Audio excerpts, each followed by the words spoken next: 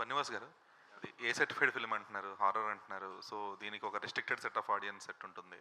So ఆ 25th release అయ్యే అన్ని మూవీస్లో ఇది ఎంతవరకు నిలదొక్కుంటుంది అనుకుంటున్నారు with this kind of certification and genre? అంటే ఎప్పుడు కూడా హర్రర్కి ప్రత్యేకమైన ఆడియన్స్ ఉంటారు. వాళ్ళు బాగుంది అని ఫస్ట్ 2 డేస్లో వాళ్ళే తీసుకెళ్తారు టాక్. ఎప్పుడు కూడా మనకి బాగుంది అంటే సినిమా ఆగదండి.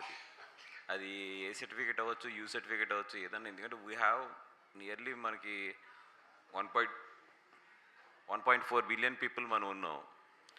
మీరు కరెక్ట్గా చూస్తే సినిమాని మ్యాక్స్ ఒక హిట్ సినిమా చెప్తున్నా, పెద్ద సినిమా లేసండి. ఒక హిట్ సినిమా చూస్తే యావరేజ్గా థియేటర్కి వచ్చే పీపుల్ 4 to 5 lakhs ఉంటారు అంతే.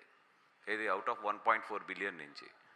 సో దాని నుంచి చూసే రెవెన్యూలు ఇప్పుడు ఇవన్నీ కూడా మనం నిజంగా ఒక సినిమా ఇది బాగుంది అంటే మాత్రం డెఫినెట్గా ఐ థింక్ ఈ సినిమాకి చేయవలసిన ఒక గుడ్ నెంబర్ ఏదైతే ఉందో అదైతే రీచ్ అయిపోతాం.